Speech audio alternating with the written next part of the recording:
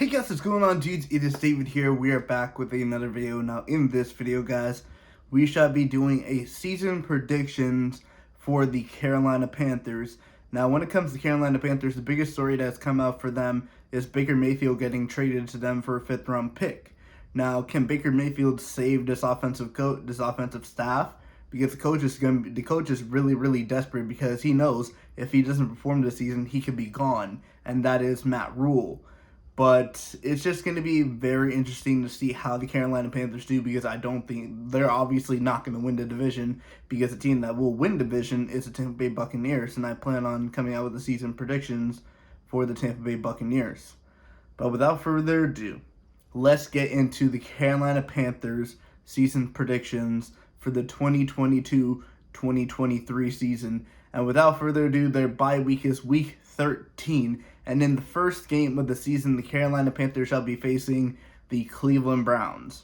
So Baker Mayfield will be facing his former team, and Cleveland will be without Deshaun Watson, and they'll have Jacoby Brissett. So I think the Carolina Panthers will start off, and Baker Mayfield will get his actual revenge and beat the Cleveland Browns in the Week 1 opening, and Carolina will start off 1-0. Then the Carolina Panthers play the New York Football Giants at the Giants. Now, this game is going to be interesting because I don't really know which way this game could go. This game could go any honestly way, because I think Baker Mayfield and Daniel Jones are getting closer similarly to the way they play. Obviously, Daniel Jones hasn't made the playoffs as the starting quarterback for the New York Football Giants, but still, this game is going to be interesting because I feel like it's going to come down to not even the offense, just the defense, and I'm going to give this just because the Panthers, I think, have a better, well-put defense than the Giants do. I think the Panthers are going to take this game and start off the season 2-0 and win against the New York Football Giants. But then, the Carolina Panthers go on a streak at home, and they're going to lose the next 3 games of the season. They're going to lose against the Saints. I think the Saints are going to be the second-best team in the NFC South. Then they're going to play the Arizona Cardinals, who got a stacked offense. Even though DeAndre Hopkins won't be there, let's not forget they traded for Marquise Brown. They still have AJ Green. They have what's his name? I just had his name in my head and I forgot it.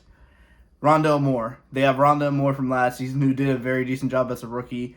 And I think just the Carolina offense and Kyler Murray is just going to be playing with another chip on his shoulder, and the Arizona Cardinals are going to beat the Carolina Panthers. So the first 4 games of the season, throughout the first 4 games of the season, the Carolina Panthers will be 2-2.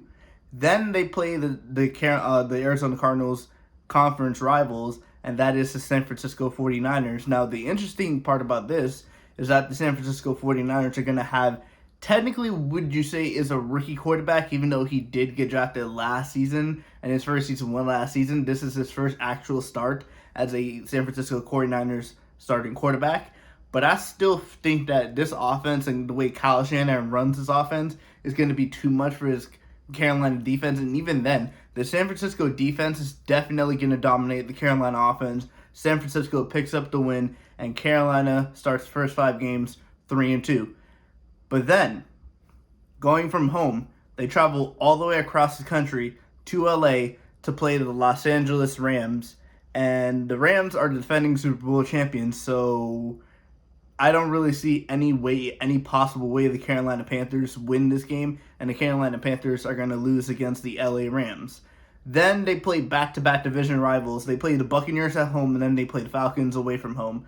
The Buccaneers game, Buccaneers are going to be the best team in the NFC South. I do not see anything else changing from that. And then they play the Falcons at home. The Falcons and the Carolina Panthers are going to be the bottom 2 team when it comes to the NFC South. And in this instance, I have the Carolina Panthers losing away from home against the Atlanta Falcons. The Atlanta Falcons pick up the first win out of the games against the Carolina Panthers.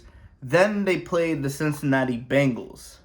And the Cincinnati Bengals are really Cincinnati Bengals made the AFC Championship game.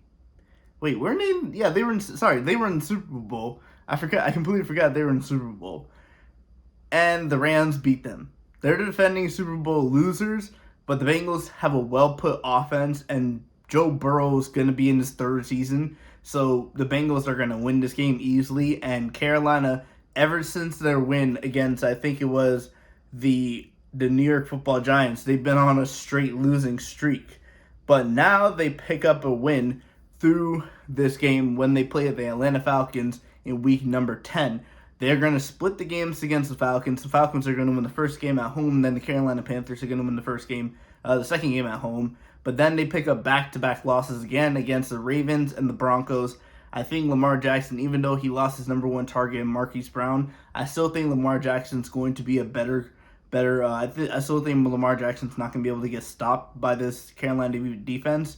So the Baltimore Ravens and Lamar Jackson are going to win this game. And then they're facing the Denver Broncos, who now have a Super Bowl caliber quarterback. And considering the Denver Broncos team was already good, they just needed a Super Bowl caliber quarterback. The Broncos are definitely going to win this game against the Carolina Panthers. And then we have the last 4 games of the season. Steelers, Lions, Buccaneers, Saints. You look at this thing and say, Carolina is going to lose all 4. But no. I think Carolina, I forgot the Seahawks start off. So it's actually the last 5 games. So Seahawks, Steelers, Lions, Buccaneers, Saints. And the Panthers are not going to lose all 5 games. The Panthers are going to win their next 3 games. Yes, I said that right. The Carolina Panthers are going to beat the Seahawks, they're going to beat the Steelers, and they're going to beat the Detroit Lions. The most shocking one, I think, for you guys is going to be against Steelers, considering the Steelers defense still has TJ Watt, even though they do have a rookie quarterback. I just think down to when it comes to the quarterback play that Baker Mayfield is going to be able to be better than Kenny Pickett.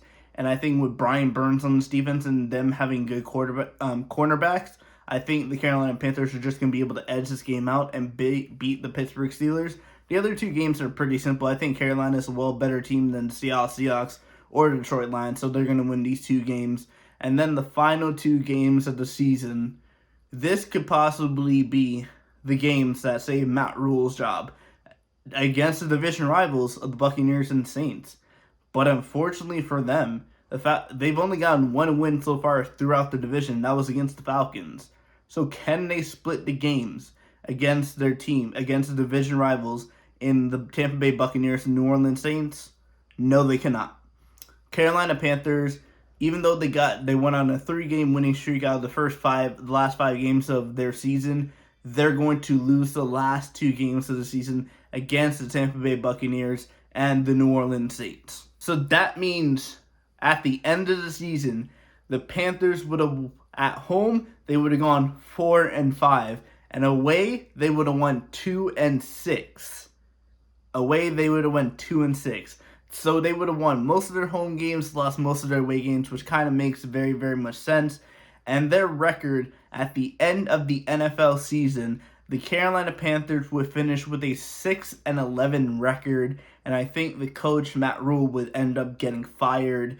But I do not think they're going to finish bottom of the division, because I've already done a Falcons prediction. I've predicted Falcons to finish 5-12, and the Falcons will finish bottom of the division and look for a quarterback next year. But unfortunately for the Carolina Panthers and Matt Rule, they're going to end up losing, finishing at 6-11, lose their coach, and Baker Mayfield may get a new shot with a new coach next year, and possibly even a better schedule. But we'll have to see. But anyway, guys, I want to thank you guys for watching this video. I will see you guys all later with a New Orleans Saints predictions video coming out tomorrow. But anyway, guys, I will see you guys all later. Peace.